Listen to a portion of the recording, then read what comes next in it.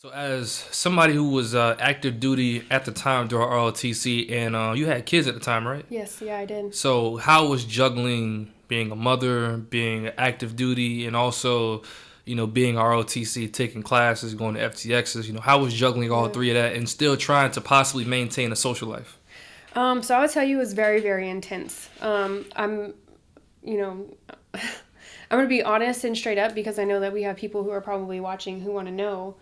But there are times where I would feel so tired and so exhausted that I just felt like I needed to cry. And I don't know if like I went through the program with others that probably felt like that, but I would set my alarm for 5 minutes and I would let myself cry for 5 minutes. And it's like when that alarm went off, like you got to go back to being a bad bitch because there's no other options. Right. There really isn't.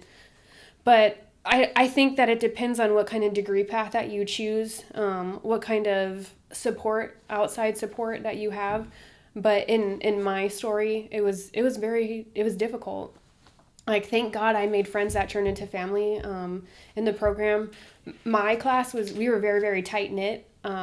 We were there to look out for each other. We were there for emotional support. And I feel very fortunate for that experience. But at the same time, like my struggle, it was really hard. I had a plan for my kids. Like they were going to go, while I went through the program, they would spend the majority of the time, with their dad. And then when I could, I would bring them back and, we would spend time together. But I thought that would be something feasible during the program so I could focus as much as I could. And, life happens and it just doesn't work out like that. So, I did it all on my own. Okay. And there are some times where I look back and I'm like, dang, I really don't know how I made it through. And I don't know for everybody, watching or listening if they're spiritual, but for me, that was a big thing. I had to, I talked to God, I prayed to God. I was like, help me make it through on my hard days. Right. But if you want it, you'll find a way. You gotta find a way. You gotta find a way. So, how long have you been in the army? Like, how many years? So in the Army, I've been in the Army since 2017. So about what, 6 years? 18, 19, 20. Yeah, more five. About five. Almost, yeah. Five. 5 years, Okay. yeah. Okay. What ultimately pushed you to make that change from NCO to commissioned officer? So for me, like I said before, I started my military career when I was 19. And at that time, it was just something that I felt that I needed to do in order to stop myself from going down a path that wasn't going to be beneficial for the rest of my life. Mm-hmm. And at that time, if you would have asked me at that age, like I had no intentions of staying in the military, Right. of making it a career. So when I finished my first enlistment, I had this huge break-in service, 8.5 years. And during that time, I tried to transition back into civilian life. And it wasn't easy. It wasn't easy by any means. And I realized, like, wow, I know people are like, it's an honor to be able to put a uniform on every day. And it truly is. And it took that time for me to realize, like, I really made a mistake.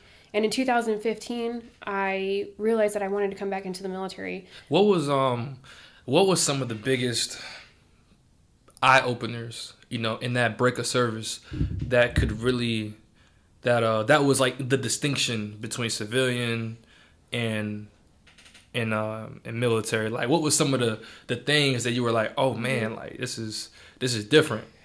So, specifically, like in front of my face, the things that I experienced was, there's that job security. There's that security that you're going to have a check on the 1st and the 15th. There's the healthcare security. But really, for me, it was doing something that was unique every day. Like, I'm sure, regular civilians, they have something that is unique to them every day. But for me, I come to find that it was in the military. And it surprised me. It really did. I had to really explore why I was feeling like that. Right. And kind of I just got down to, this is something that I really want to do. For whatever reason, it's been placed in my heart, and this is what I want to do. Mm-hmm. But in 2015, when I decided to come back into the reserves, I knew at that point in time, like, I want to take this onto the officer side of the house. I want to be an officer. I want to be a social worker. And somehow I'm going to try to make it happen. And I couldn't do it in the Air Force. I spent 3 years in the Air Force trying to do it. And it was for whatever reason, the stars weren't aligning. So I found a way to do it in the Army.